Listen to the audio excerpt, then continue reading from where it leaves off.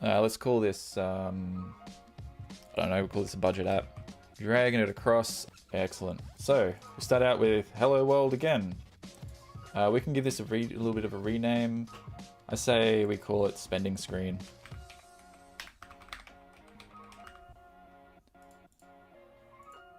Cool. And then we might end up going through folders and stuff. We'll see how we go.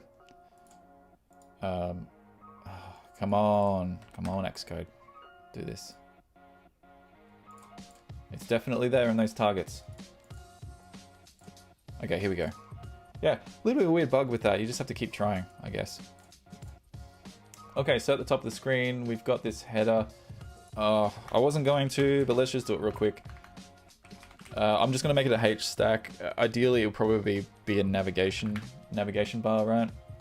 We got a button over here. We'll put the action, we'll do it this way. And it looks like it's an image. Oh, what does Apple call this?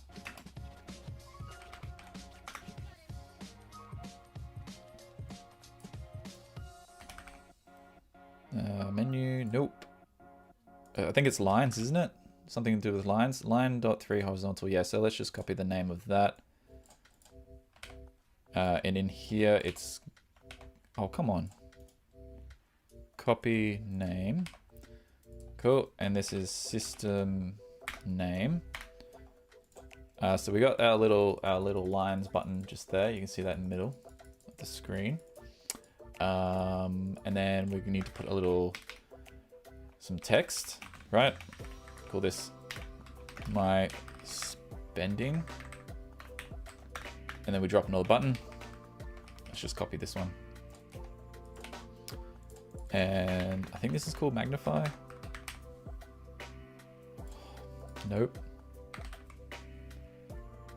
A magnifying glass. Okay. Magnifying glass. We can put spacing either side of this.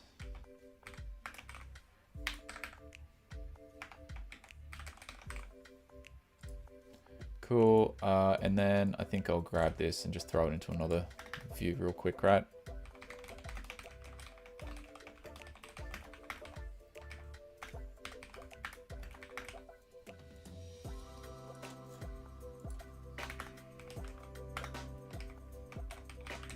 Big V stack. Remove this one. Cool. And then, whoa, hold up a sec. That's not what we wanted. We wanted to go header view. And then we put some padding on that. I think we'll go horizontal padding. Yeah, that looks fine. And then down here, we can put a little spacer just to push everything up the top.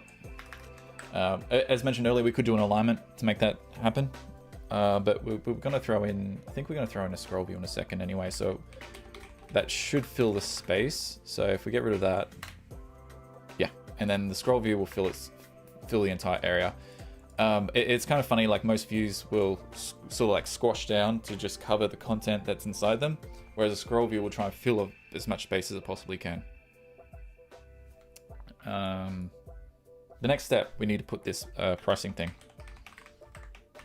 So we got some text here. I don't know what that is.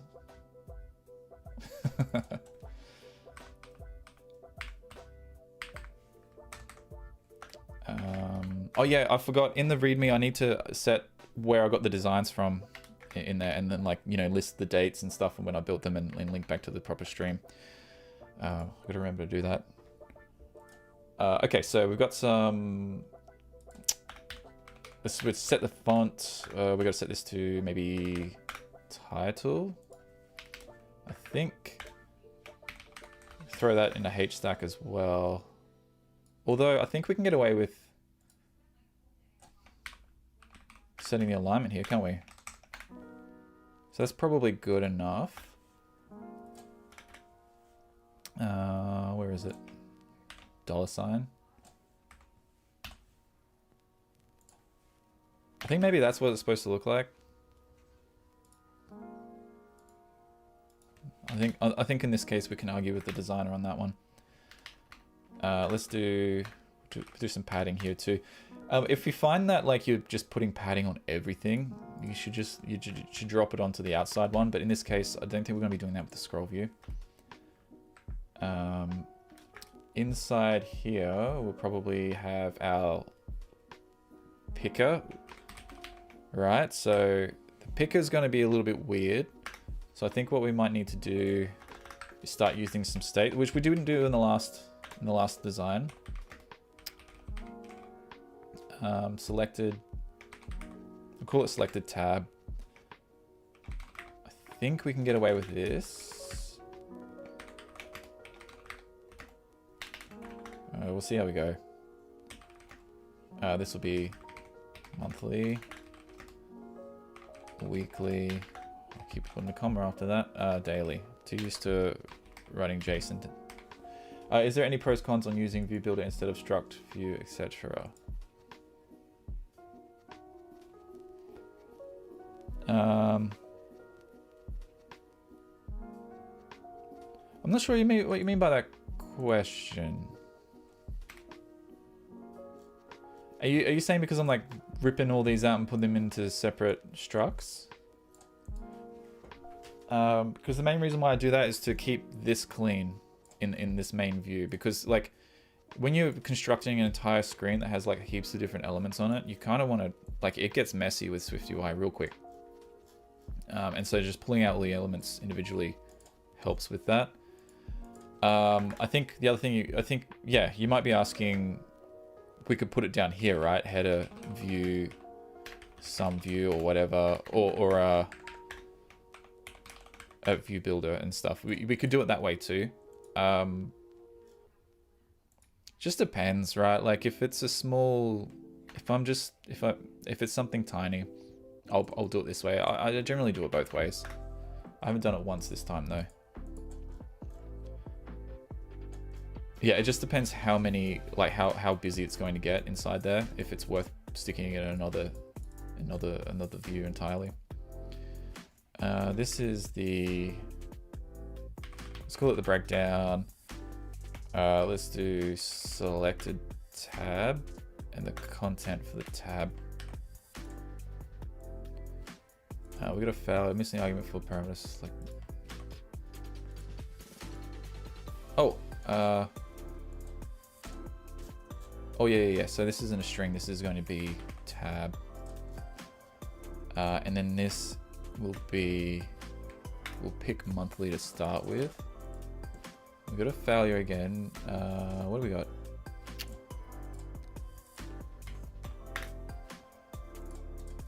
I should probably just set it up there. Let's try to speed build this thing, right? Cool, successful.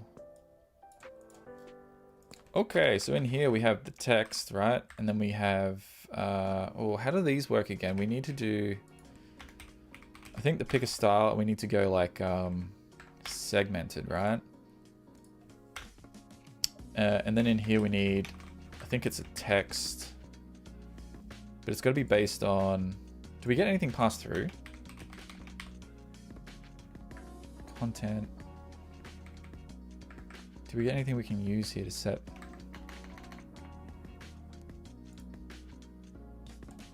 I think these are all separate, right? So I'm pretty sure.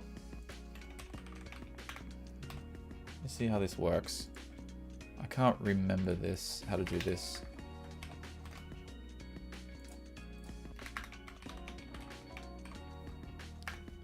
We've got all cases, raw value, content, item, and then we go text, raw value.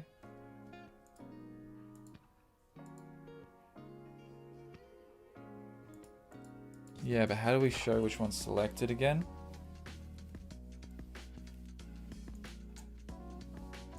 Can't remember how to do this. Give me 1 second. Let me just do a little Google.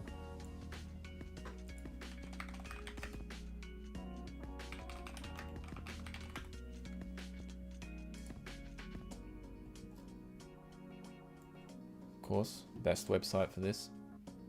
Yeah, they got these tags on them, right? That's what I thought we had to do. Personally, I do what you do and create separate files for my views and components, but I've seen some people use View Builder and keep it in one file. Yeah. It's probably just a preference thing, really. From like, you know, early days of programming, I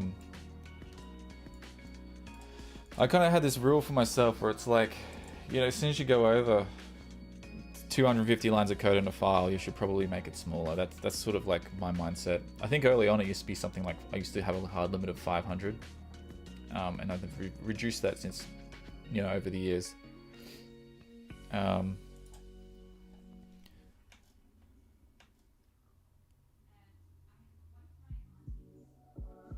This is a different... Oh, we do get access to... Yeah, okay. How is that working correctly? It's not working correctly for me. So if we set... Maybe if we set the tag on this thing.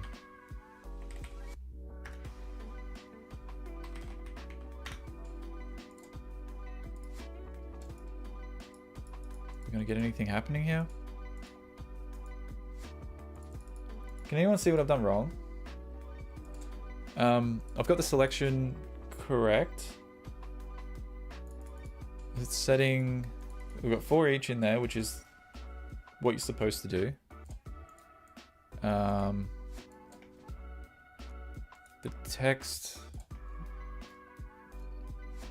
Important if you're using Sourcecode 12, you need... in this instance though, it's better to create an array and store the various colors than use 4 each to create text inside using a loop. This is exactly what I've done. I think...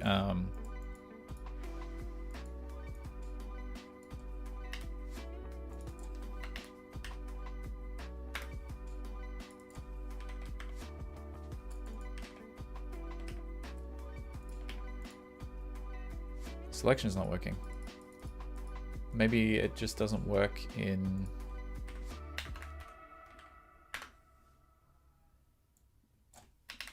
I mean, he's doing it this way, right? That should make a difference.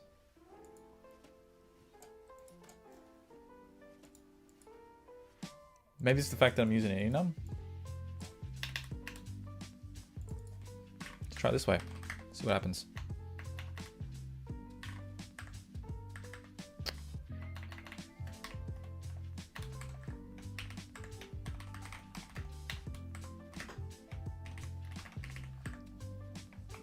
It's kind of funny how this is like held me up. There's just this little tab bar thing.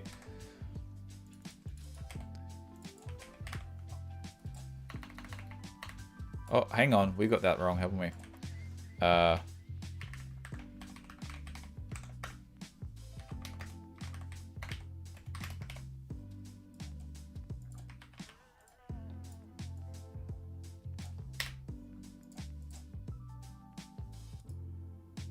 There we go. Interesting. So it seemed, yeah, that's weird. Okay, so it doesn't work if we had that enum and we went all cases. I'm not sure what the mechanism is behind that, the reason why.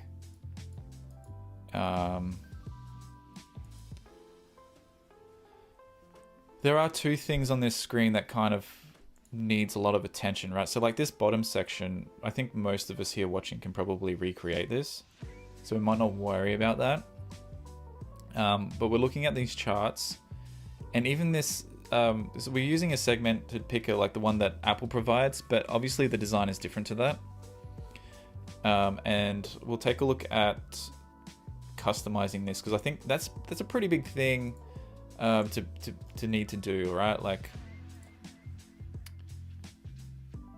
there's a lot of designs that are sort of got the text with an underline on it, and not what Apple provides. So we'll take a look at customizing that and how we can go about customizing, or maybe even creating our own. We'll see how we go. Generally, if I come across something like this, I'll just look online for some other code that's already been done. Like maybe there is a library that's way more customizable than Apple's option. But let's just continue on. I say we've got, actually let's throw that text, the price, the cash down in there too, so we can, that's probably, oh, I'll keep it at the top just because I don't want to deal with alignment issues on that. But yeah, we've got monthly, weekly, daily. So down here, we will start using the charts. Now again, it's been a little while since I've done this, and I'm pretty sure it's in a library we need to import, right? Yeah. Now the data structure for these is a little bit weird, a little bit tricky to get your head around. There used to be another library that was, well, I guess it's still quite popular before SwiftUI came along for UIKit. Actually, there's also one for SwiftUI before SwiftUI had charts as well. And I've used both of those, and the data structure for those were a little bit weird too. I think I found that they were a little bit more customizable than what Apple offers, but Apple's is simpler, easier to use really. So we've got, I think we grab a chart, we have data, yeah. So we've got chart with data. And it looks like we've got months with a value associated with them. So I think what we need to do, we need like a, let's put a test, some test info up here. So I think it's going to be, and then we've got the left. So there's a few different things that you need to like plot on a graph at the same time. So you've got, on the left side, we've got, let's zoom in on this. Let's show what I'm talking about. So on the left side, we've got the y-axis, which has the amount of savings this person has, like graphed, and then we've got months across the bottom. So these are two things we need already. And the other thing is we need like a value associated with each month. So there's like 3 items here. And I just need to work out how we can set that up with the chart information. I'm pretty sure there's a special, in the other ones I've used in the past, there's special data types that you put through, but it looks like this just lets you put in any random access collection. So let's just go with it. We've got, I wonder if the y-axis just populates automatically for you based on the max and minimum values passed through. So let's take a look at that. We'll go with chart data, and I'm gonna try.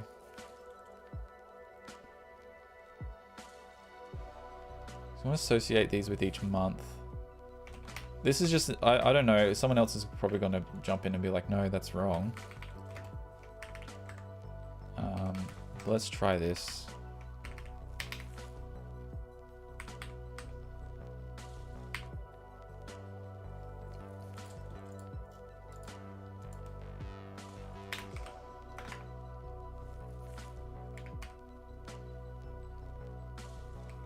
We want both of these, don't we? Let me look this up real quick.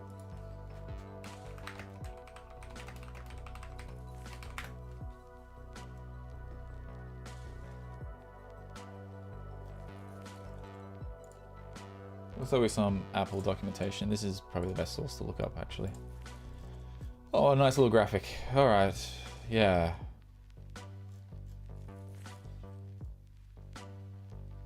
So we've got our types.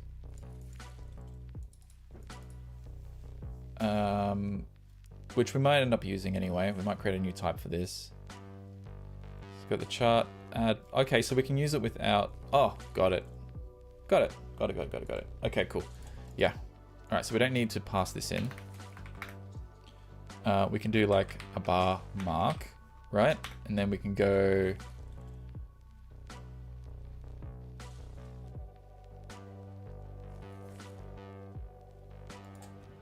what do we, hold up. We need to loop through, don't we? Yeah. Okay. And yeah, so yeah, we obviously it lets us pass through data that we can loop through and do this, but let's just go with what we've got. ID.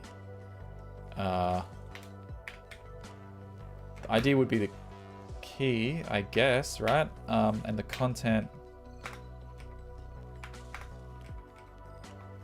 Oh my gosh, this is a mess.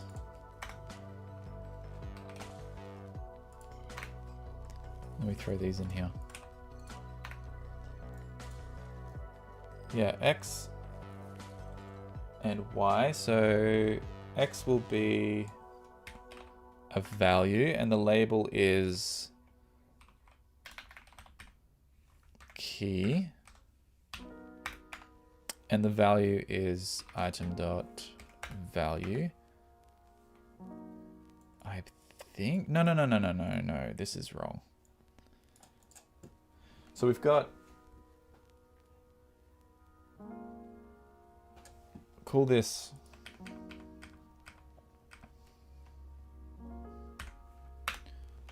so the label for this would be month, I guess, and the value is key, I think, and then the other one is price. I don't know. Let's try this. Got some problems here. Oh, it's item.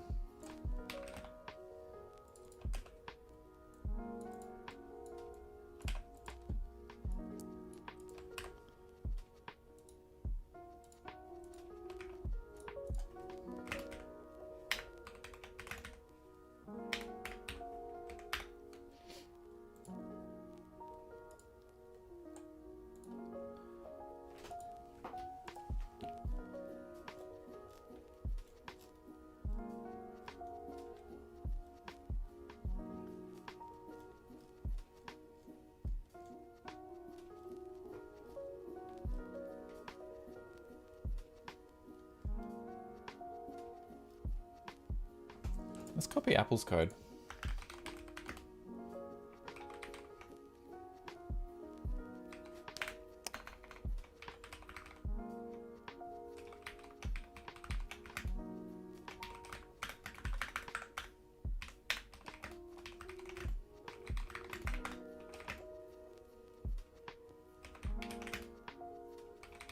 We'll set the value to the sure, we'll set it to, yeah.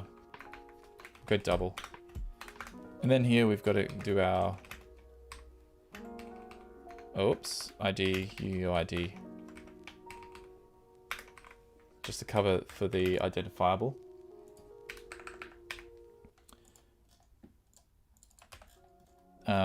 Is that going to give me issues? No, that's fine. So what we'll do is we'll throw these up here.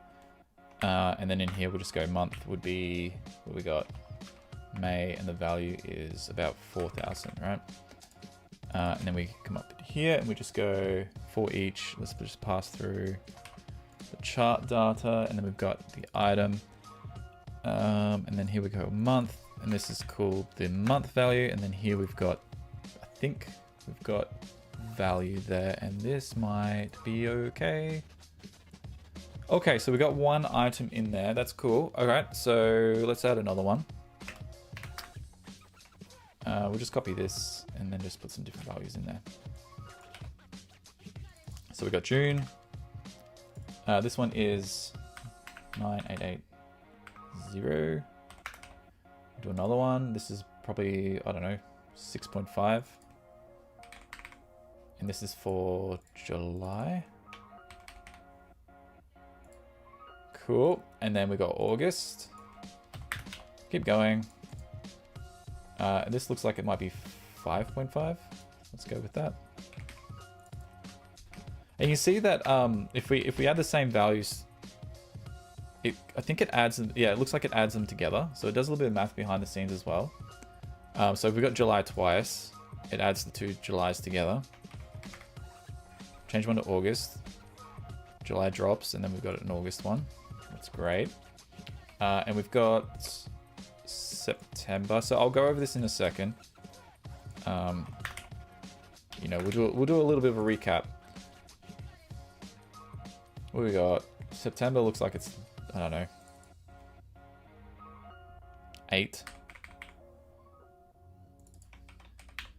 September, and then we've got October, which is 4 again. I think this is probably enough for now. Yeah, so it seems like it's much easier to have your own data type. And so we've got our savings data point and we've added 2 values to it, right? Month and value. So the month will be where it is on the x-axis and the value is where it is on the y, right? So, and then once we get an array of those, all we need to do is just loop over them, and we create an object called a bar mark, and it takes like the x value will be the month, and we set like a, I guess this is like a key so we could, so that SwiftUI can reference that back and like add them together if it needs to, or do whatever little magic needs to do on them. Because over here the price, we've got the same thing. We can set this to value. I think that makes more sense. Price, I thought price in my head because of it's like a monetary stuff that we're dealing with. But yeah, it looks kind of close. It looks kind of, well, we need to style it though, of course.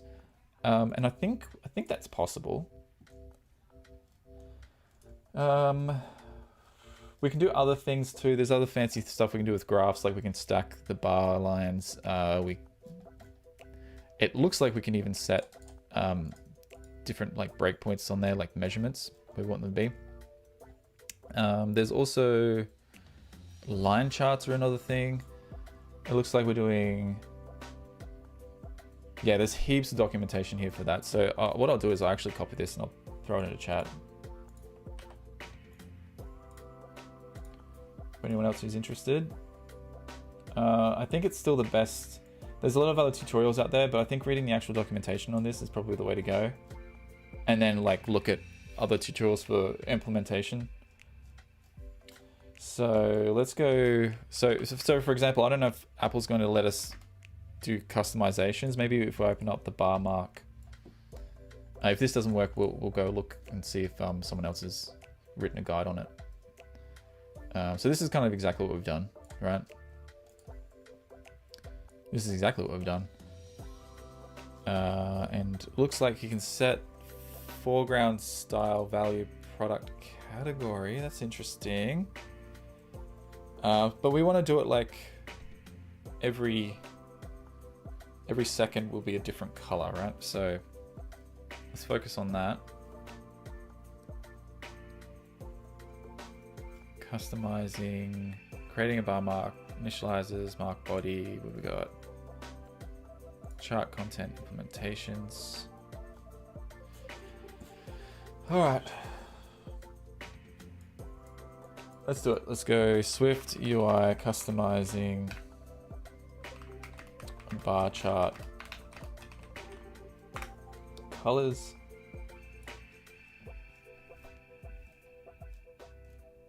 This is pretty good. Styling. Let's go with that.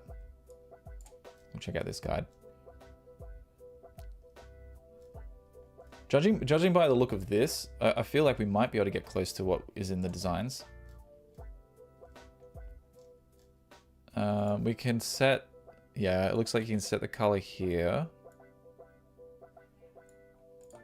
So you can do something like this. Great.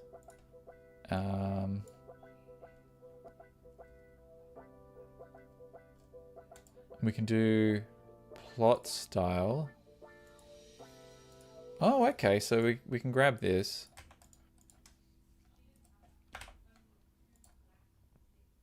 Yeah, so these, okay. We can add marks and ticks. Yep, so we want to remove those really, don't we? And it looks like we can do things with the x-axis and the y-axis. So I'm going to grab this code and we'll have a play around with this. Value label and font color. Okay, yeah, let's mess with that too. Why not? This is on the y-axis. So yeah, there's a lot of code stuff going on in there. Okay, so I'll grab this as well. I'll put that in the chat. Okay.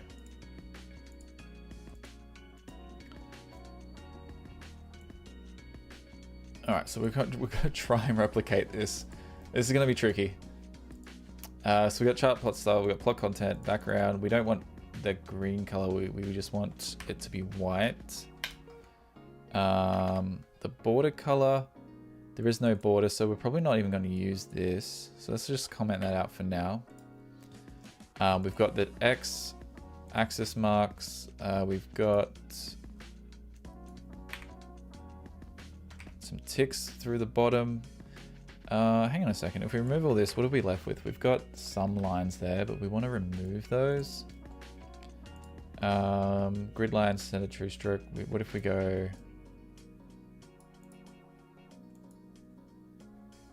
0? Don't want anything on there. Yeah, you can kind of see we get lines again.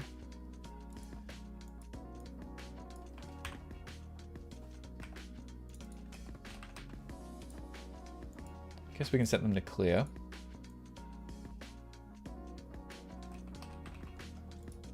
Get rid of those. This is tricky. I think this is going to take me ages. We've only got one person. Oh no, we've got some people on Twitch watching as well. Okay. It's like if people start dropping off, then I'll know that this is boring. This is boring to watch. Here we go. So we've already got the roundedness of these to within spec of this. This is an API I have not worked with clearly, so there's going to be a lot of going back and forth to figure out the kind of things that I can tweak here, right? So I don't even know what axis value label is and all that sort of stuff. We can, oh, it looks like we can remove it. If we remove everything in here,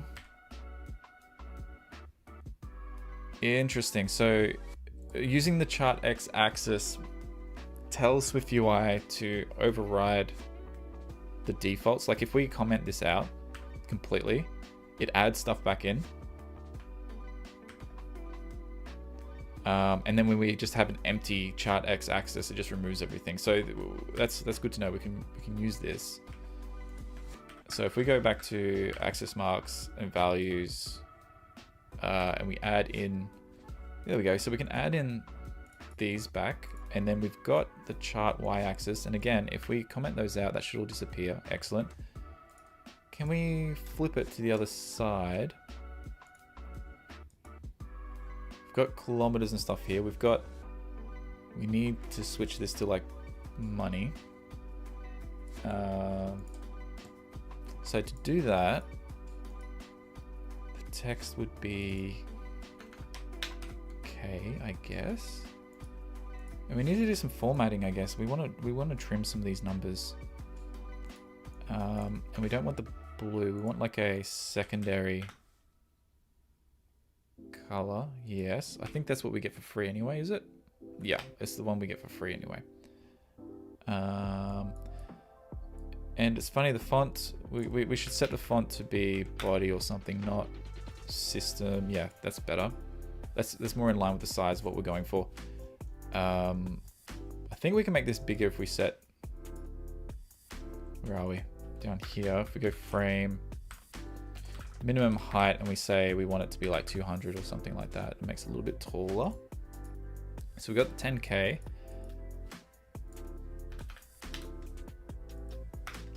We've got, what is this? Can we remove that? Yeah, I don't think we need that. We don't need these grid lines. Excellent. This may sound daft, but for the bar chart, couldn't you use a HStack loop through, and for the bars, use rounded rectangles and trim them to be total max value minus the month value? If that makes any sense. Yes, you can do it that way. That was how it was originally. We used to have to do it. And the same with the line graphs. We would sort of plot points, but there was a lot of extra math involved. Like you had to set a ceiling on it, and you had to base. So yeah, it's a little bit more complex because when you're doing these, you have to like pick where you have to go through all your data, and then you have to find the maximum one, and then that's what you base all the other bars off, the height of all the other bars. And then so it was a lot of extra work, probably more work than this. Right now, most of my time is being spent on the customization of it. Whereas if we were using rectangles, we would probably be spending a long time on just the math side of it. Yes. So one thing we may not be able to do with this method, which we would be able to with yours, is place, you know, the max value on top of the bar that's the largest. It seems like that's what they wanted us to do here with this design. And I'm kind of worried about when we get to that, how that's going to work. So we've got X values. What else we got here? We've got automatic. We've got different bounds we can set as well. That's good. There's so much in here, which is excellent. So the value is an int. We got that. We want to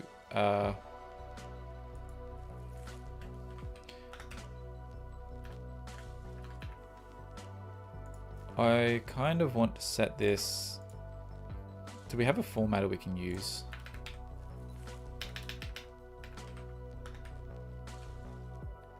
Why am I not getting code completion now? If that value is value.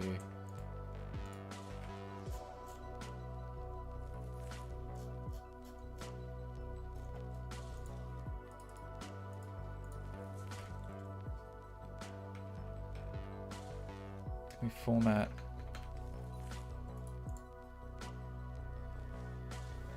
Oh, it's a chart item as. We convert it to a, yeah, okay, so it's a plottable type. I don't know if we can set this up as.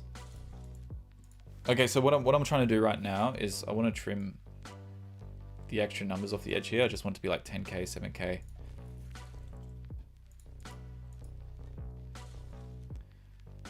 Let's flip the sides for this as well. Let's see if we can.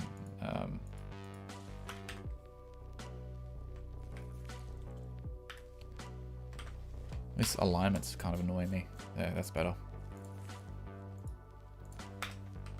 What do we get in here? Axis, value, label. Okay, so we got some stuff here we can do. So we got centered. No, do we want to change the anchor point? I think.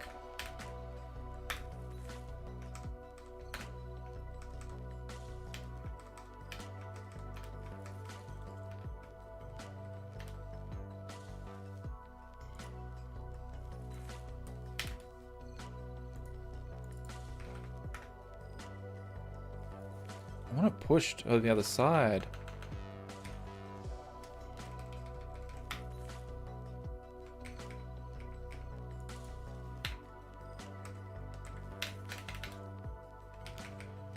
It's kind of annoying. Orientation. Yeah, horizontal, that makes sense.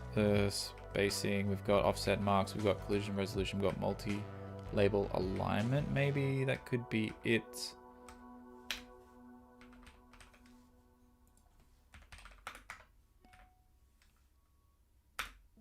Leading? Let's try that.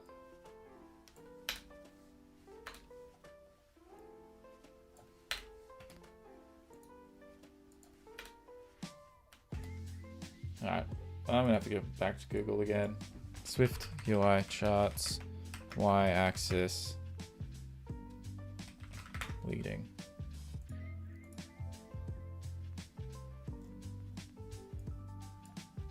Here we go.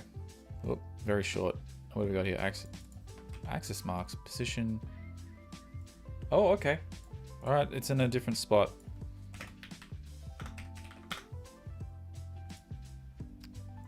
Let's get rid of that. Come on.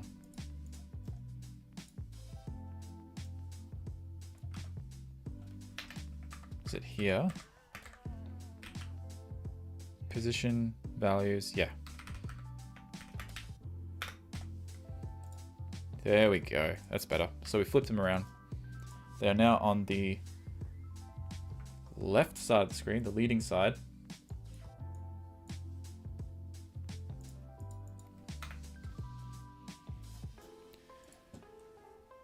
Still got some problems with the... Come on, refresh. That taking up too much space, right?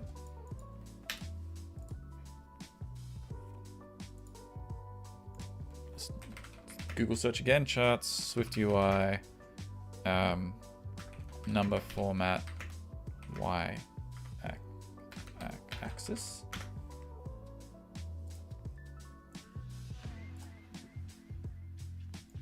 Customizing. So this is on the developer forums. It looks like. Oh yeah. Okay, got it. Found that issue. Instead of passing a encapsulate access value, you can transform into an original value for an int. Stride by 1, let month. Stride solution based on suggestion. Okay, so this is like rounding them off. Someone else has suggested that we could just do a, like you just divide, right? We could divide and just put a K on the end. So like, for example, if we just divide by 1,000, that'll give us what we're after, right?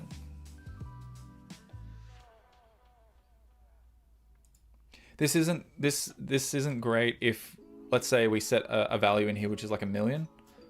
That K would be incorrect. What we would really want to do is have like some sort of number format, like decimal value or currency number formatter to in this place where this is, to give us a string value which is which has the correct suffix, right? So we want, if it's 1,000,000, we want it to have an M. And so what you would have is, on our graph, we would have maybe a bunch of K's, and then if there's like millions of dollars or something, it will just switch over from K to M. At the moment it's just hard coded to K, and that's not great, but that's something to keep in mind. All we care about doing is replicating this design, not its functionality. Functionality stuff, models and all that, that's for another stream. Okay, so we need to change the color of these bars, right? And I think we'll almost be done at that point. One thing that I will fix in regards to this is if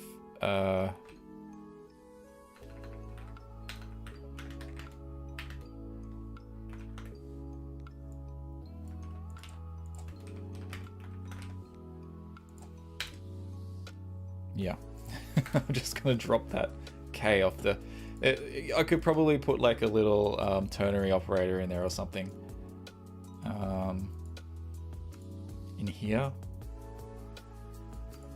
Now that I've said that, it's like anytime. Fine, I'll do it.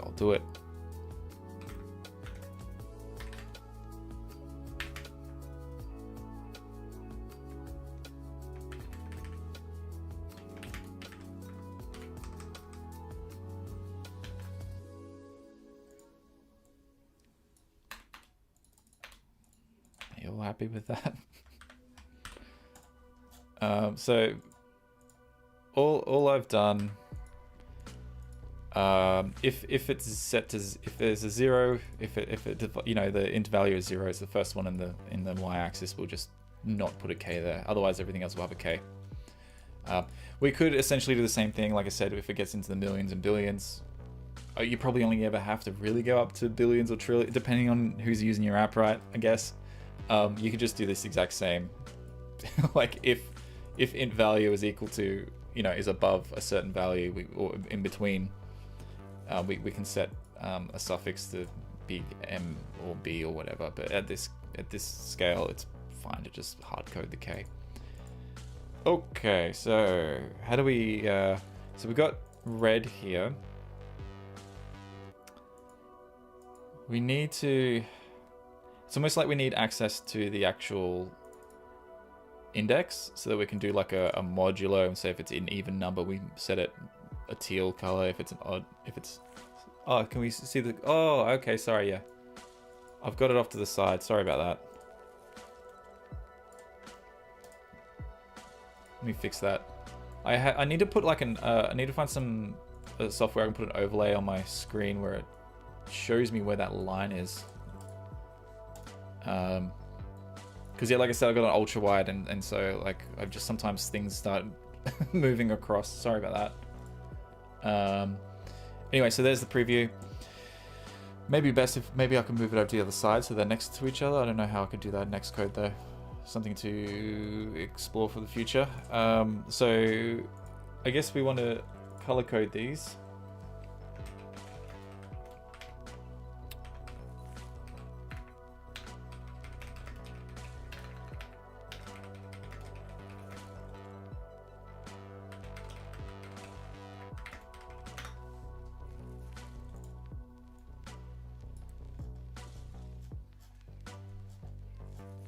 Alright, hang on a minute. Just looking through some examples.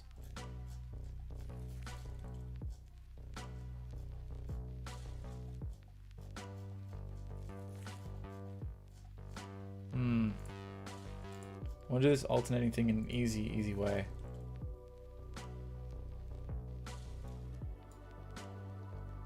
So there are a couple of ways to do it, I guess. We could put a new value on the data points, which would be their color, which is kind of dumb, but we could do that. Now I could just manually set what color the bar is supposed to be up here when we create it. The other thing is we kind of, I mean,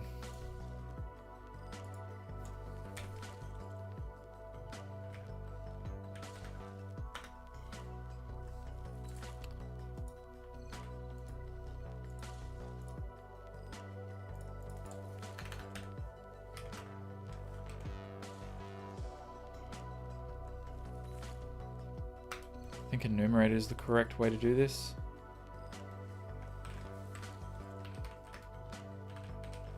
Index. Would that be right?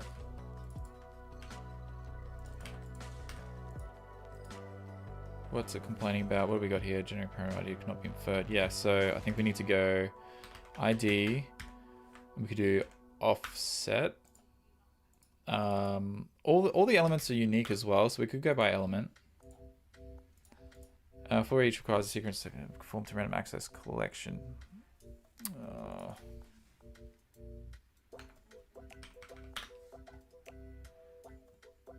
So what I'm looking for.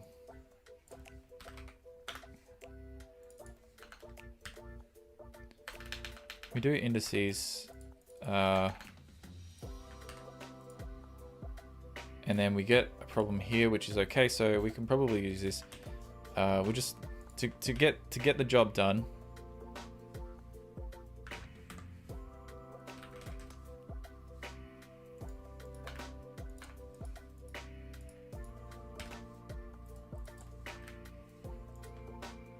Is that correct?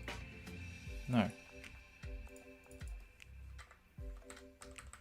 We want month.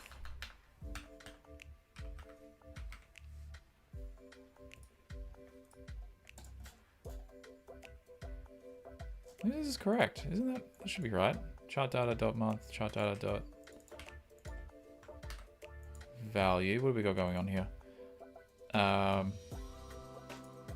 Savings data point index. We do have, man, what am I doing wrong?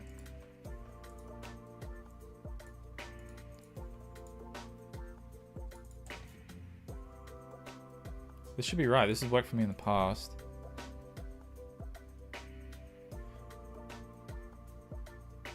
Is that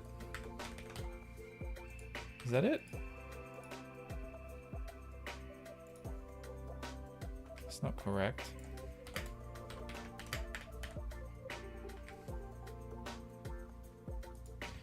Just bear with me for a sec. I'm fiddling around.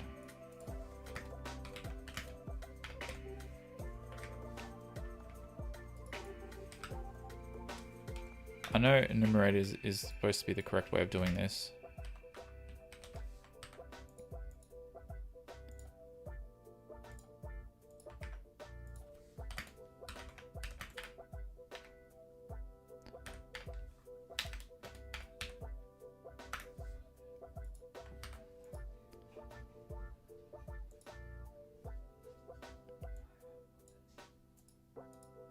It should be.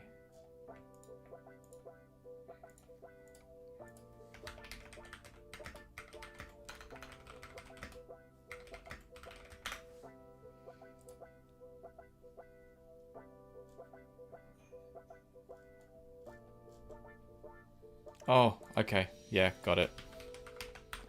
It needs to be wrapped. Index element, and then we go element.month, element.value. I think that's it. Cool, we got it. And then what we can do is we can just do the color thing here, right? So, yay, success, I guess. Index modulo 2 equals 0. We set it to what do we got? Let's just go teal for now, and we can customize colors in a second.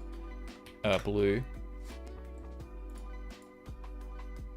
Yeah. Okay, so we got that working. I think the downside to this, it's probably not so bad now because we're just like displaying the data. It doesn't matter too much, but I think there is a problem wrapping your types like this when, like, if you're doing a for each and you want to manipulate that information and you want it to come back up here and you want like the view to refresh itself. You know how like you have regular state objects and stuff like that, and if you flick a switch, it redraws the view and then it all happens automatically for you.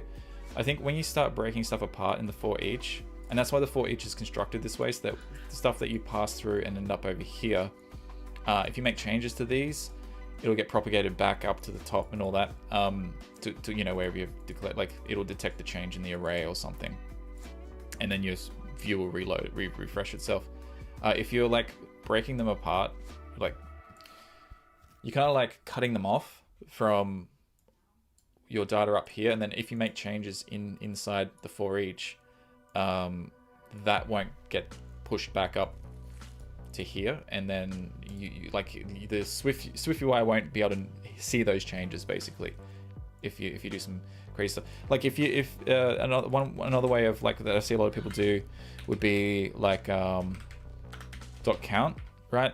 And you sort of like and that's how you get the index of it. So what you've essentially done,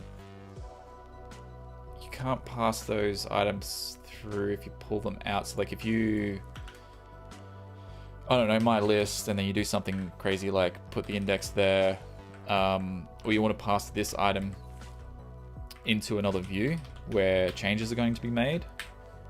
Like maybe you can't like set it as a binding or anything like that from what I remember. Anyway, that's probably way too confusing for the way I explained it, but there you go. Let's get rid of all that. Okay, so this works fine. Let's change that text, the font color, right? Not the font color, the bar color. So I think what we should do is just like rip this out, maybe the whole chart, put it somewhere else.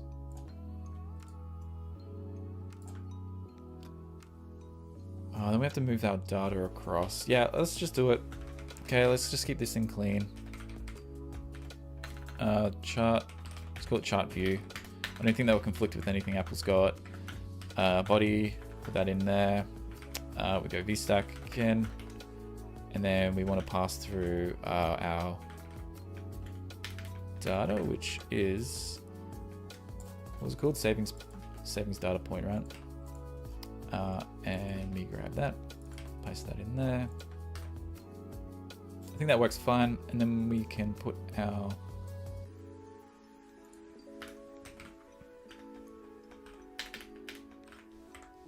and let's go based on,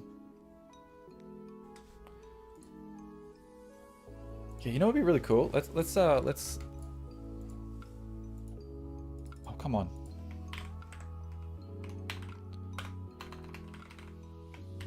Is that it? Data. Okay, so what I want to do is so that when we make a segment selection, we change it, right? We change what the information is going to be. So to do that, we need to make this a 2D array. And so let's do that. So we got all these. Let's do another one. And then one more. Right. Let's fix up the formatting of that. Cool. And then in here, what we wanted, this will be a dictionary. Yeah, this will be a dictionary. So what we'll have is chart data. right? This is what we're going to pass through, and then here we'll put selected tab, right? So up here we'll have monthly for this one. This one will be weekly. Now it's important that we name these what we have in our tabs. And then here we'll have daily. And what do we got? Cannot call type. Settings data point. Value of non-function. What have I got wrong?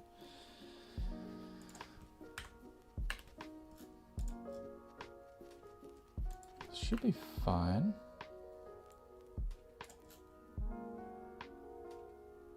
Selected tab. String savings data point.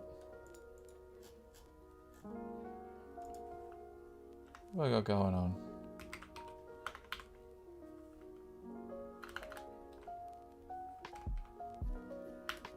Oh, sorry, chart view. I got that wrong.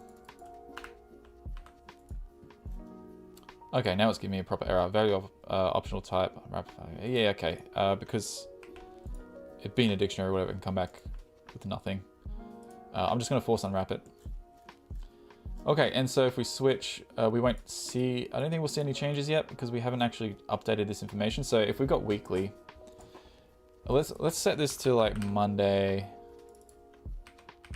Tuesday, oh, shorten these up, yeah? Tuesday, Monday, Wednesday, Thursday, Friday. And let's just assume today is Sunday or whatever. We don't have the information for that. Okay, so you can see, I have to zoom in. As I change these, the text along the bottom on the x-axis updates. You can see that. The values don't because we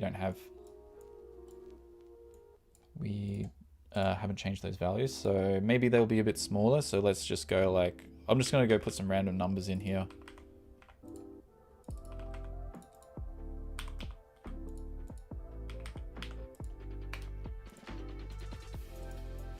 All right, so they jump around a little bit. The K on the end is incorrect since we're not using, like our values are lower than that now. So we can probably go through and do a little bit of a trick here. So we can go if int value is less than 1,000.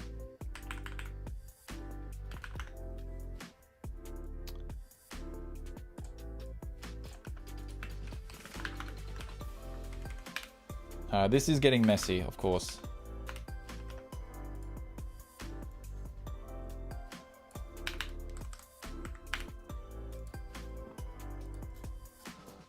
We got that.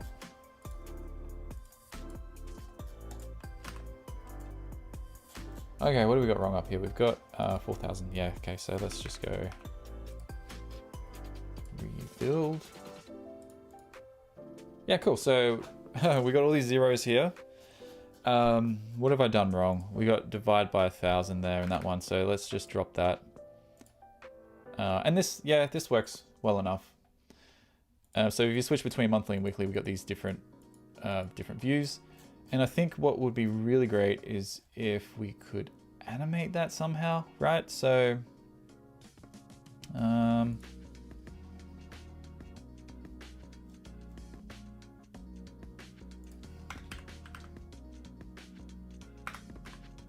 wonder if we can just set something on here, right? I don't know. Selected tab. Okay. Does it automatically for us. That's really, really awesome. How cool is that? So all I've done is I've threw an animation modifier onto the chart view itself, and it listens to any time the selected tab changes.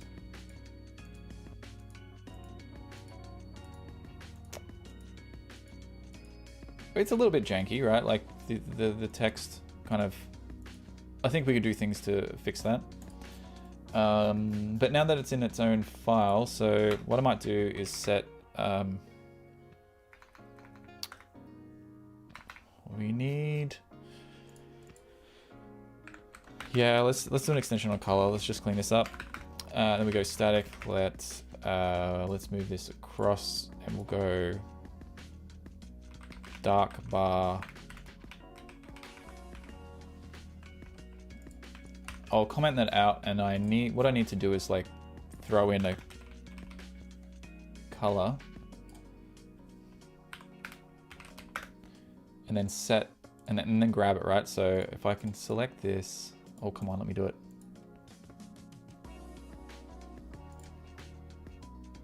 I might need to do it on a background like we did last time.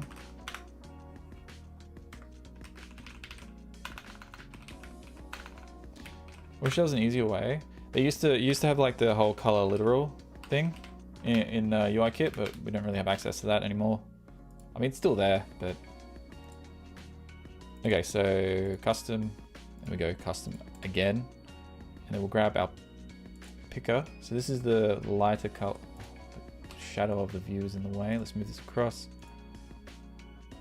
Let's go the dark one. So this is the dark background. I'm going to chuck this down here. We've got color, dark bar equals color, and then we'll do the light bar as well. Static let.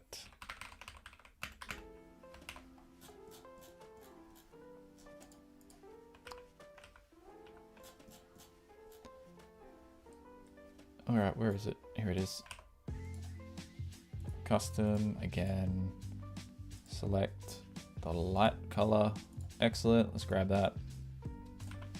Let's delete this. Scroll back down. Let's throw this in here. Where are we? Where are we? Down here. Override that one. The light bar color. Cool. And I got to get rid of this red line. And then we go down to the customization down here, and we've got the foreground color. So we've got the teal, which will be the light bar, and then over here we got dark bar. Is that correct? What's it doing? Will you polish the app when you finish? This one? Probably not. I'm not too attached to this one.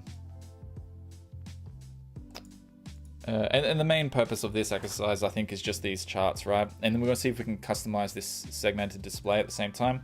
But like I said, the rest of this stuff in here is kind of like pretty simple to recreate, so I probably won't go over it. Like this. We will do this. We'll do one of these as well as an example, but we might not go like pixel perfect. We'll see how we go. Where are we at for time? We're 3 hours in. We've already done 2 designs. If I go for like about an hour 40 or something per design, we might get to it. We might get to it. Why is it complaining? We've got an issue up here with the... Okay, so shape style. Oh, we got foreground style. We don't want style. We want color. Oh, so just a little bit of a tip. So you can use the style if you want to do like...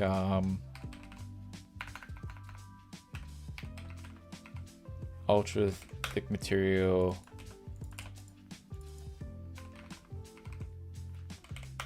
Ultra thin material kind of stuff.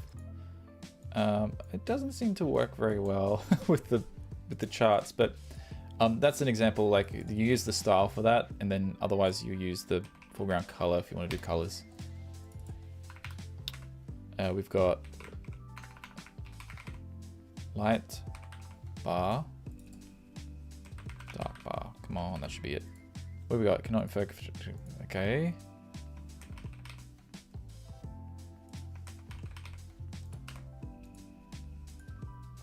Foreground color.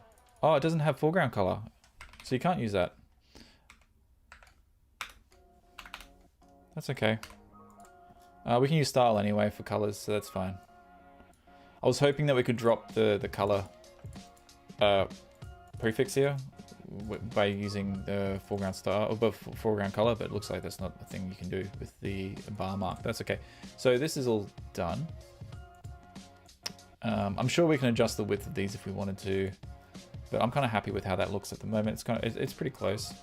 But yeah, we switch between them, we can get these different animations. I'm not going to worry about daily setting up the data for that, because you just be watching me fill out this stuff, so it's kind of boring. Segmented control, we need to do some customization. I don't think we have that. So let's just get rid of this chart view.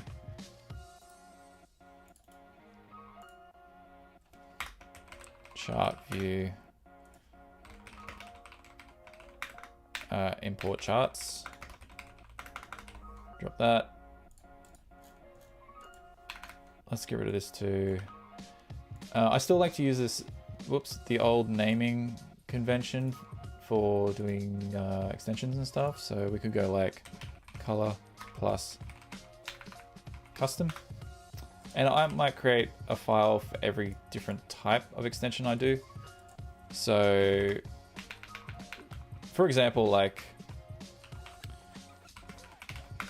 I might not put like if I wanted to do hex values or something like that, conversion to and from hex, I probably create another class, create another file for that. Will you publish the app when you finish? Not this one. Oh, I thought you said polish before. Publish? No, definitely not publishing this one. Not like the other day. That was too hectic, and I haven't got any data backing this anyway. This is just design. Yeah, sorry, I misread what you said. Okay, so chart. We've got the spending screen. We've got all this savings data point. Let's get rid of that too. So this might mean we need to create model. We'll just call this chart data. I know it's not the same name as this, but we'll just throw that in there anyway. Okay. Identifiable. I think we need to import SwiftUI to use identifiable. Header view. Let's grab that. Let's clean that up too.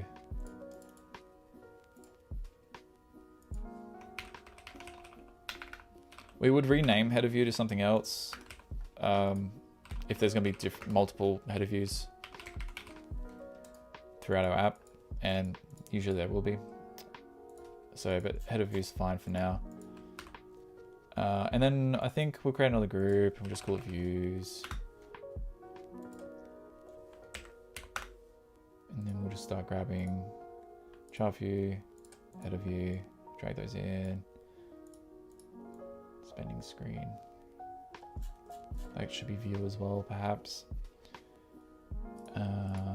That's pretty good. I'm okay with what we've got going on here now. Let's just do a refresh on this, and I'll pin it just in case we jump back to the other files. Okay. Oh, all right. SwiftUI segmented control. Customize. Oh, this is going to be tricky, I think. Yeah, you can't fully customize it, it seems. I'm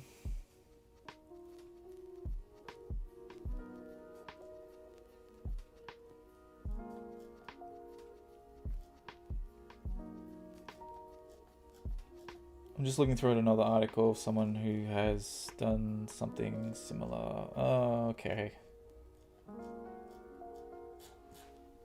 No. All right. All right. I guess we're going to have to build our own. Let's do that. Let's build our own.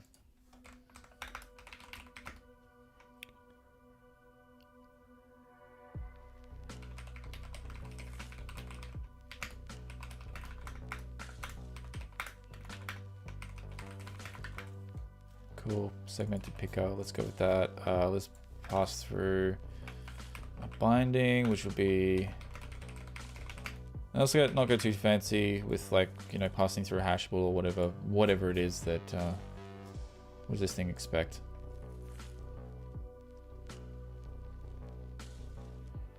Yeah, hashable or whatever. No, screw that. We don't care about that.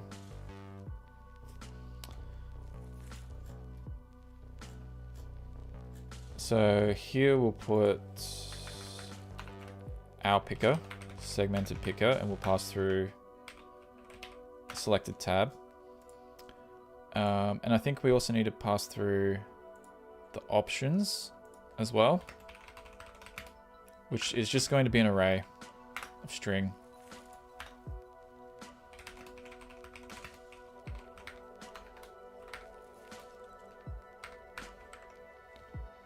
And we'll do a little bit of fancy animation on this too, because I think that will look much nicer. What do we got here? Oh yeah, we pass through the options, which is, what do we call it? Tabs. Cool. And then in here we go for each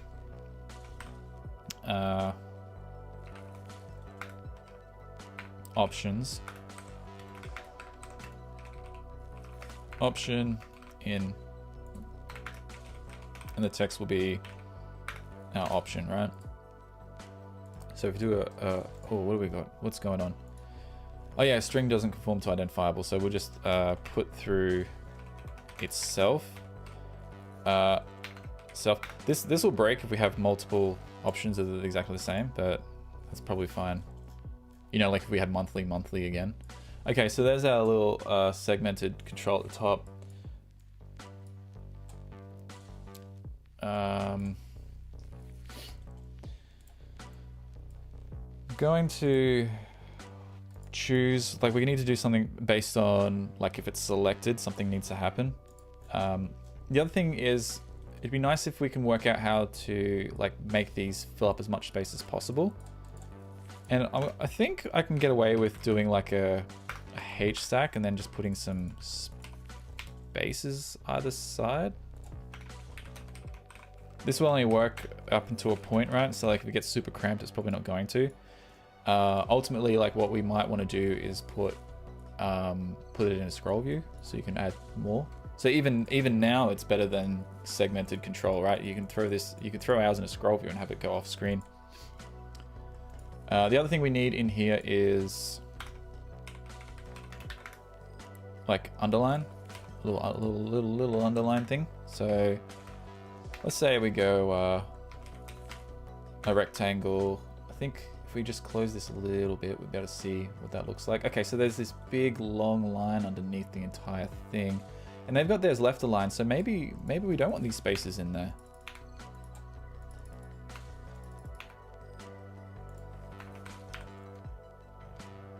Let's just go with that.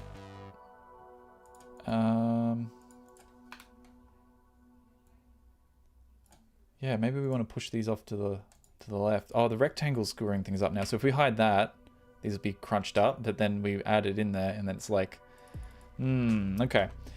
For the entire thing though, we do need a V stack here. And then let's just grab this. Because it looks like there's like a bit of a divider of some sort underneath the entire thing. We can see there's one there. Yeah, we do need to push them to the... So this is what's going to make it a little bit tricky. Yeah, and then we need to put padding on this thing too. Yeah, that looks pretty good. It looks like these don't extend to the edges, so what I'll do is I'll throw some padding down here. Yeah, it's probably a bit better. Let's chuck it up on this so we can just go padding on there. That looks a bit better. And yeah, it's pushed in from the edges. So instead of a divider, we'll go a rectangle, and then we'll set the frame. We'll just say like the height is like 1. And then we'll set the, do we do foreground? So yeah, let's go with style, why not? Secondary. It lightens it a little bit, but not enough. So if I go opacity and set that to 0.5 or something, ooh, go a bit lighter. You can kind of see it. Let me resize that a little bit bigger. You can see the bar across the bottom there. And then we have this thing where if it is, so like what we want to do is set the foreground color of the text differently depending on if it's selected. So we've got foreground color would be based on selected equals option, I guess, and then we just go primary, which is black, or if it's dark mode, it'll be white. Or we just go secondary. So we've got this set up now. Look at that. The colors have changed. It doesn't look like it's a secondary color. This is like a warm gray. Over here, it looks like it's a bit more of a cool gray. I guess they've done that to match what, you know, the cool colors of this bar. I mean, you've seen me create colors before. That's easy to do. Let's just not worry about that. We'll keep it as is. And then I think what we need to do is add a little bit of a button in here. We do have a VStack, I think.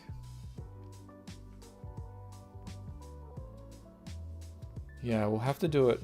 I think we'll have to do it this way. I'll show you how we're going to get the animation working though in a minute. But right now we do need to throw a button in here, and I think the entire... No, not the entire thing. We're not going to... Yeah, we'll do it this way. Because I want to put the bar along the bottom outside the button. Outside the button. And then up here we could just go selected equals option, right?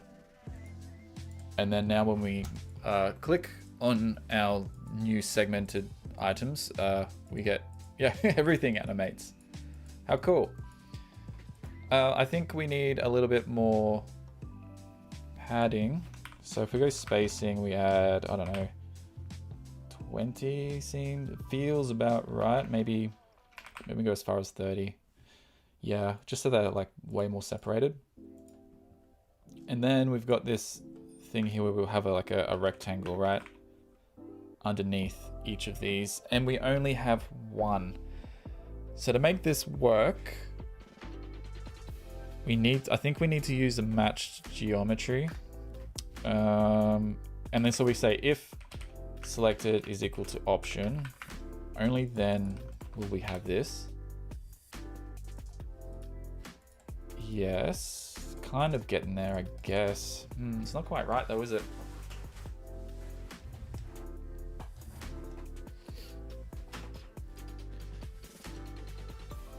I wonder if the other idea I had in mind was that we have this bar outside the entire thing, like we have it down here with the other one that spans the entire width. But it might be tricky to figure out the location of these and have it move to be underneath them.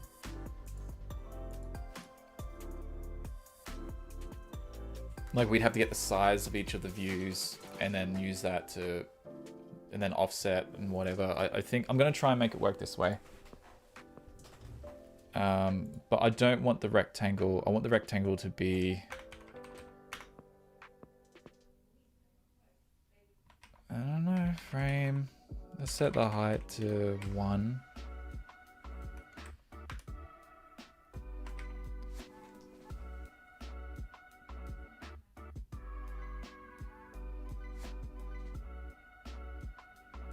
What if we do put this in here?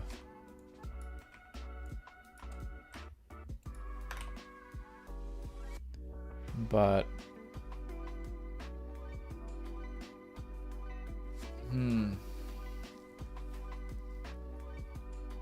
it's almost like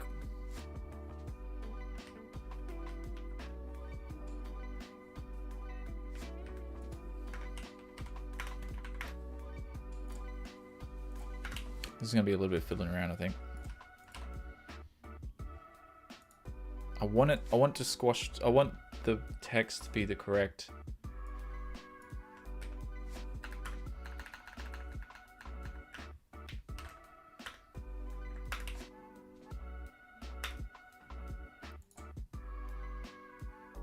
What's wrong with it? Excuse me. I haven't eaten all day, by the way. You guys asked me to do another one of these, and okay, so that's the width. That's correct. So I think if we set up a Z stack instead, right? Can we make this work? I don't know. Maybe. Let's give it a go. So get rid of that background. Let's put this underneath.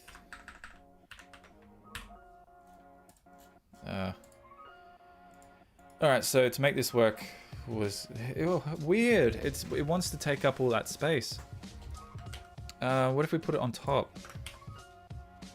No. Oh, okay.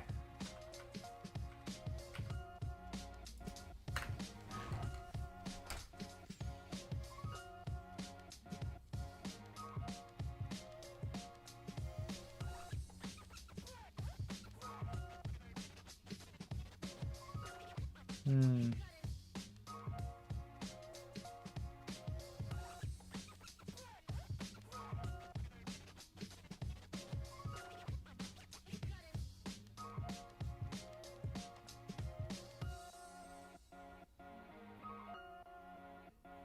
me 1 second. Be back in a sec.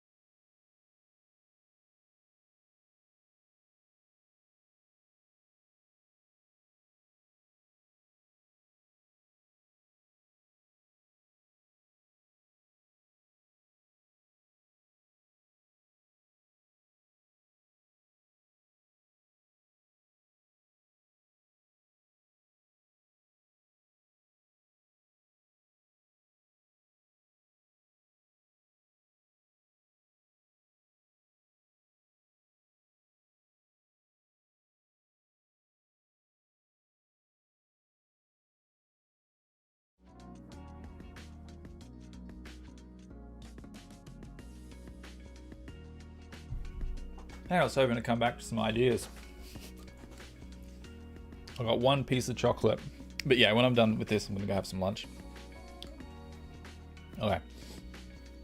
Oh, I've got some coffee still. All right.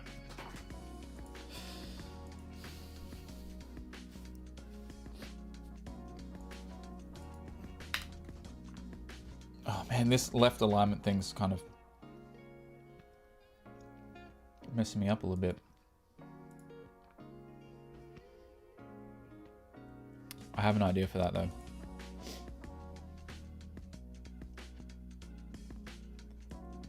Yeah, I think we can make that work. Yeah, wait. We gotta get this annoying rectangle thing to behave itself, right?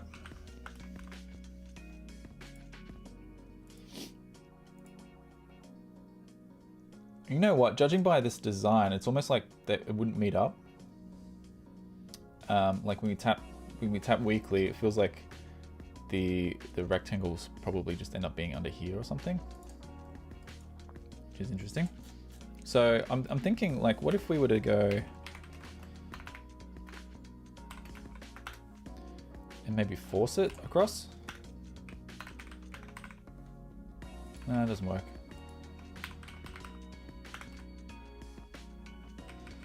Man, SwiftUI is easy to do some things, and other things it's like tricky. It's simple stuff. Okay. Let's just focus on the animation and stuff first, yeah?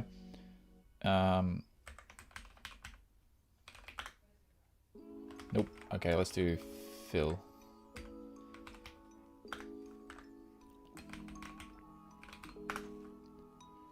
Cool, and then we'll set the height to 1. Yeah, okay. And then what I want to do is, if selected is equal to option, where we got a message, set a frame on the rectangle, then align the V stack to leading.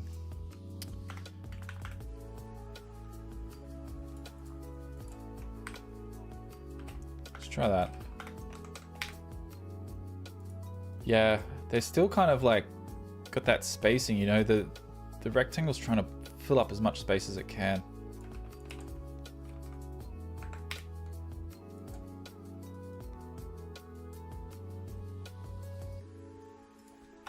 Yeah, it's gonna try, isn't it? It's gonna try and take up all that damn space.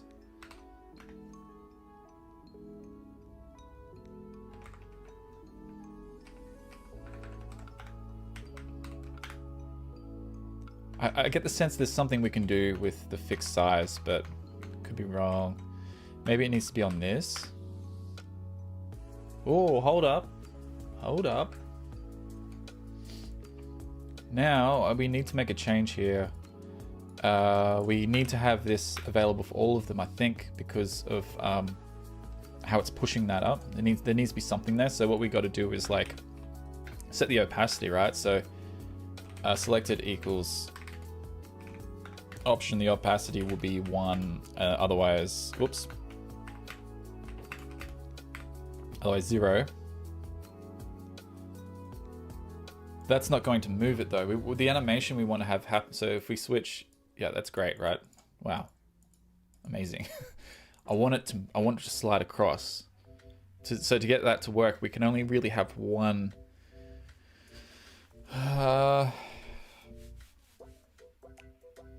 I got it. Do I have it? Maybe I've got it. Maybe I've got it. This is getting messy, but let's see. The whole idea with this is just like keep iterating, and then once you kind of work it out, you can come back and clean it up later, right? So this is always going to be there. Let's have this always set to 0, and then we'll just chuck this one in here, and then we'll do the same. Ooh, recursion. Hang on.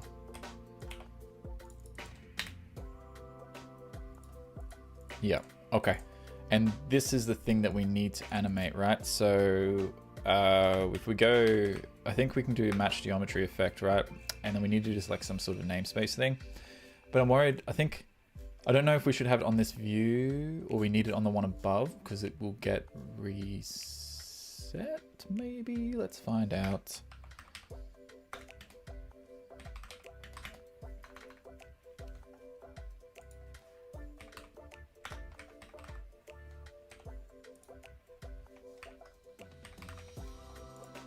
Is this correct? Did I do that right? Oh, hold up. What have I done wrong here?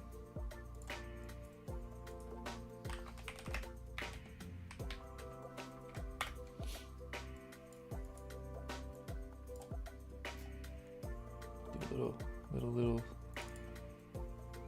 Ah, var. Okay.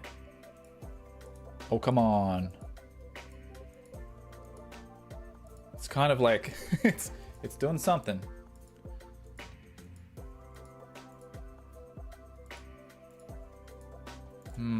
Okay. The ID is probably option.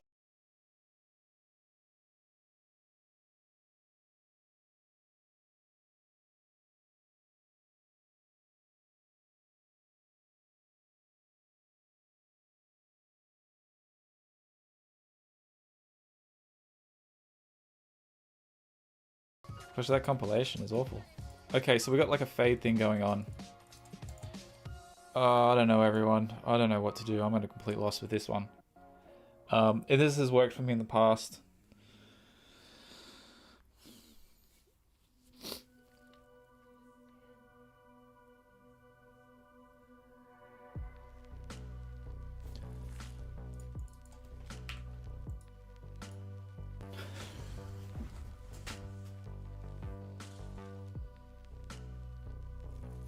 Oh my god.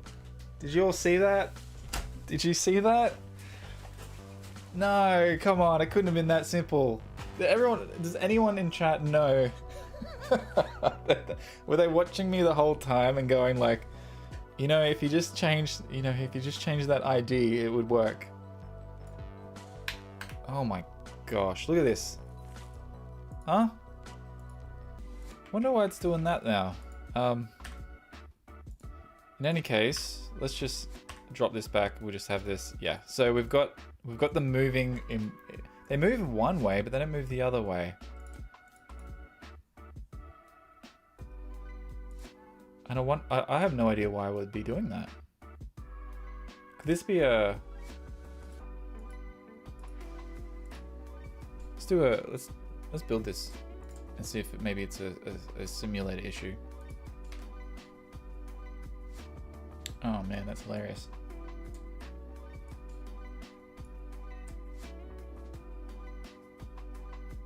Come on.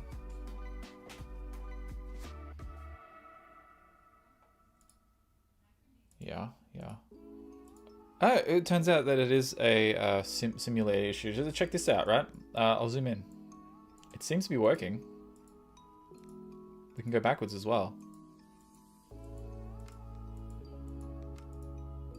Oh, look at that. Freaking did it. Okay, so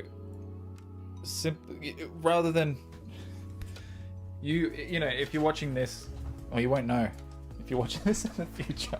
Here's the summary anyway, right? So you're gonna watch all that stuff and you're like, oh, I could have just skipped to this part. So here we go. The problem was that I had this, the ID was changing every time. I guess it's not supposed to. I thought that's what this namespace thing was for. This stays the same, and this is what SwiftUI uses to be able to do the matching and stuff, and I figured changing the ID was something that needed to be done because you need to do it when you're doing lists and stuff anyway, right? No, this is going to be a set value. I guess the namespace would be if you wanted to change, if you wanted to have different groupings of animations. I think that's the assumption. Oh man, I'm gonna call this underline so we know underline. It's a little bit more descriptive, but yeah, you just throw on the matchGeometryEffect, put an animation thing up there on the change of what's happening, and then man, it freaking works. Okay, so wow. Okay, I'll get this thing out of my sight.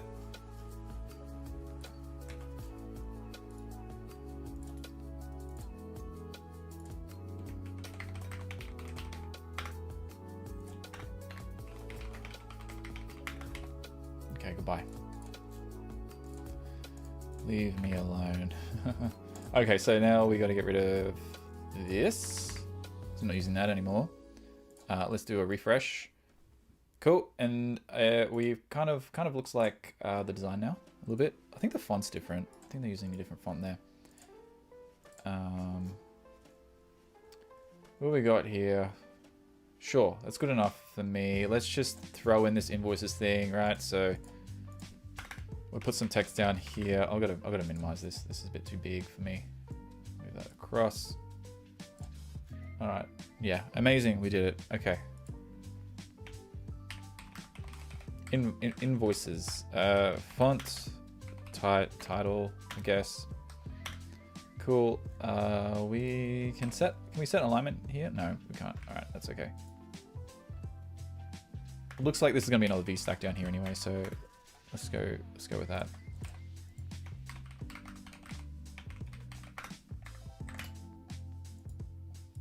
Or not.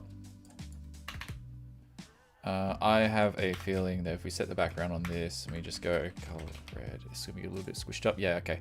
That's all right. Once we start adding stuff, it should be okay. This is the sub headline stuff, so I think can we get this? Can we get this through? If I hover over it. Safari's not letting me select any of this. That's okay. I will just start typing it out.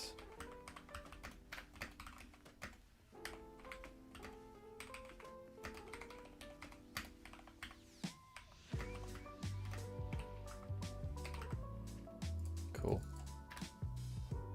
And this is going to be foreground color, secondary. And I think I'll put padding on this one rather than, you know, put padding on the top, because this has got padding above and below. What is going on there? Oh yeah, we need vertical. Cool. And then on the entire thing, we'll do some padding as well. Yeah, it's probably a little bit too much. Let's go 15. That doesn't seem right. But look at the big jump from that. We've got 12 to 13, and we just get all that extra padding going on there. So there is some messed up stuff happening here. Let's just leave it as is for now. It's not too bad. Inside this VStack, we are going to have there's like these two tiles. So we've got a H stack with these tiles in it. I'm going to finish this up quickly, so I'm not going to split these out into other views. I'm just going to copy and paste the code essentially, right? So for this, we've got a H stack and we've got V stacks inside them. And each V stack has a background, which is around a rectangle. And then we've got a stroke on that. Yeah. We'll go stroke border and we go line width. And I think we're going, I don't know what the default line width is. It could be 1. There's probably no point putting this on there.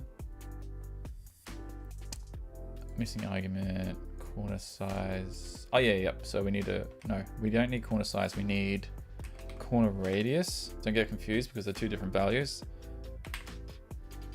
Put 10, and you probably can't see it yet because I don't think it's because there's nothing in there.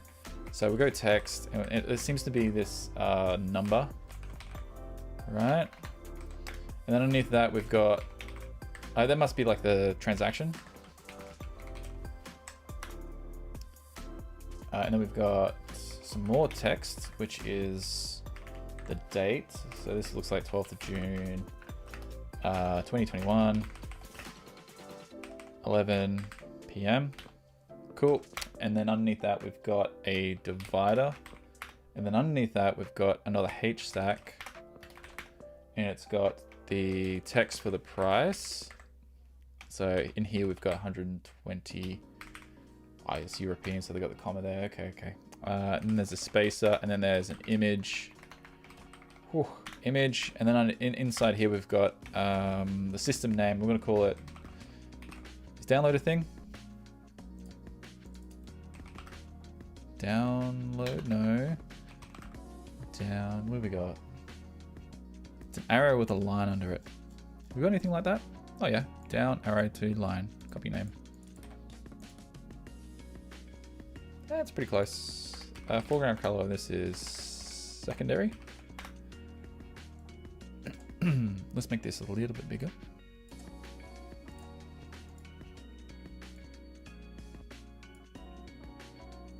Yep. And then this text is secondary as well. This text is fine as is.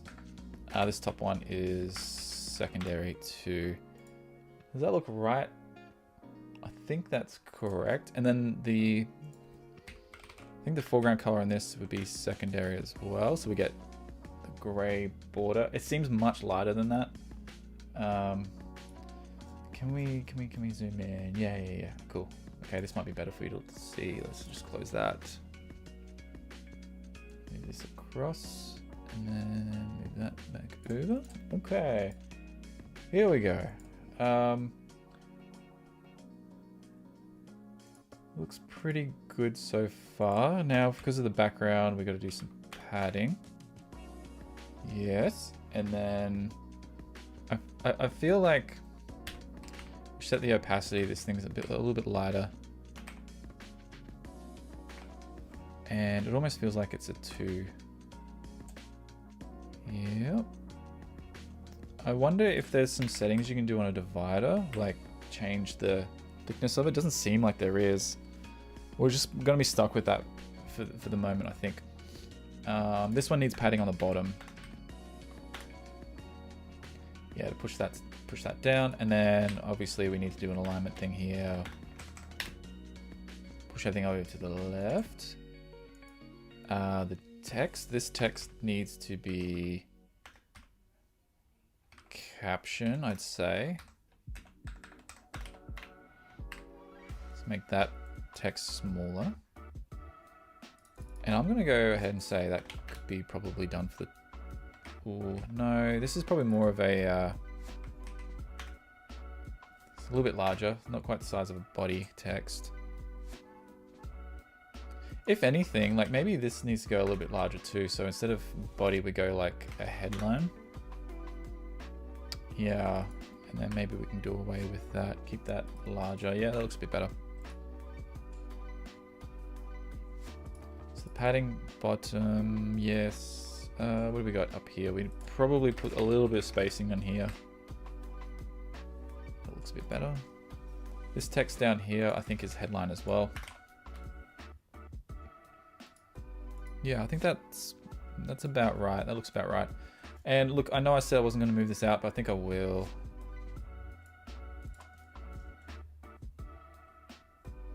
What have we got here?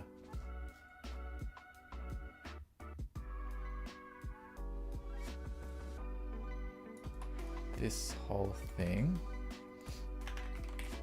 Let's call this a tile. But I'm not going to like pass values through. Okay, I'm just going to, just so we can keep it clean. So like this is what, you know, what's going to go in there, and then we'll just add 2 of them, I think. Side by side, and then we can add some padding to this, I think, and that kind of works. Let's get a better view of this. Well, you know, it's pretty close. Once again, it's using like a cooler grays, whereas iOS seems like iOS Apple favors the warmer grays. It kind of works. They're a bit too wide, so I think we can get away with that by adding like maybe a little bit more padding. I think if we add padding to the top one, we'll get that. I'm trying to understand why we're getting some broken padding here too. Over here, I wonder if it's different in the simulator than in the. Well, they're both simulate. It's kind of weird, right? Like this is a simulator, and the preview is a simulator as well. So I was calling them both the same thing earlier, and thinking this one's the device, but that's not true. But yeah, it looks like we're getting some strangeness going on with the padding on this.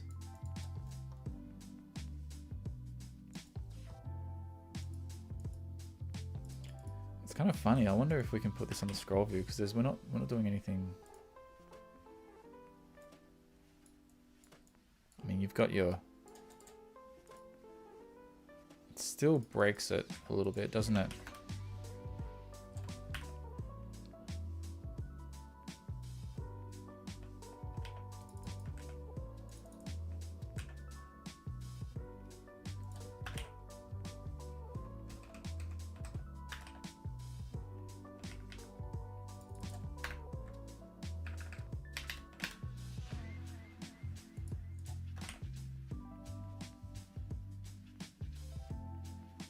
Why is that pushing it across?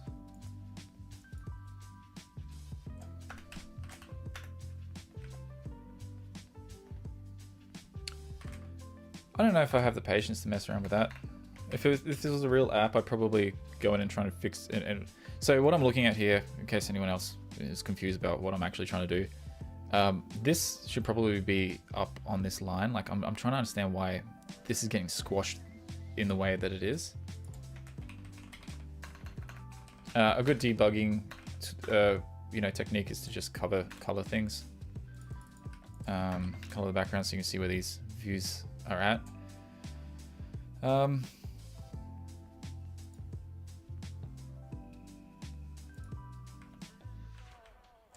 it's a bit strange, isn't it? Isn't that? I don't know. Doesn't matter. I got that looking okay. Let's add instead of doing the padding between these, I'm just going to add some spacing in here. Yeah, I think that works a little bit better, and then it takes out some of the noise that's in there. And then again with the H stack, we could add some spacing here too to widen this gap in between them. I think the gap looks sort of okay. Yeah, that's probably all good. And then I guess if we really wanted to, we can add another one of these, right?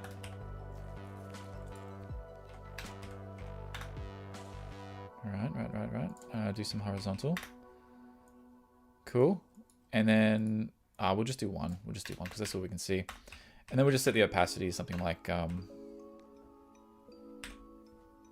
25. And then we've got that faded out look there. I don't know why they wanted to do that. Maybe when you start scrolling, they come into view, like the color changes on them or something. Maybe that was the intention. But I think we've done it, really, haven't we? Is that good enough? Do I have to go up and like add little rectangles to these? You know, square around these buttons. I think someone's probably thinking yes. We go to the header view. We can do that quite easily. We just add a background again, and then we add rounded rectangle. Corner radius, I think we probably go as far as doing 10, right? Stroke border, it's probably good enough. Padding.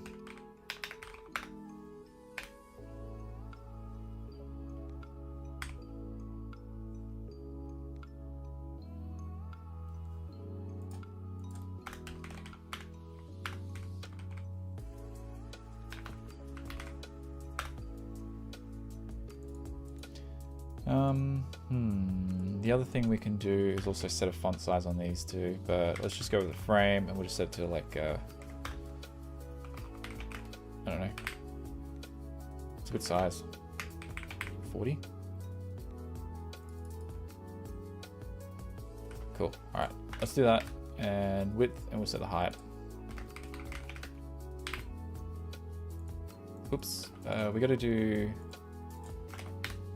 it this way, yeah, and then we get that extra. Yeah, cool. So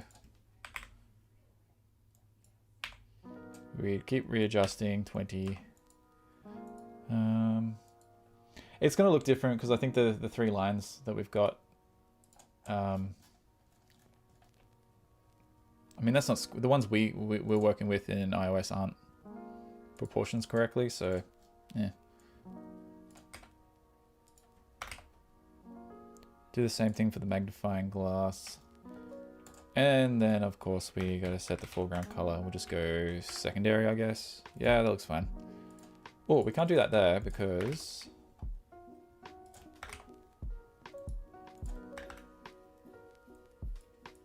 and my spending, I guess this is headline.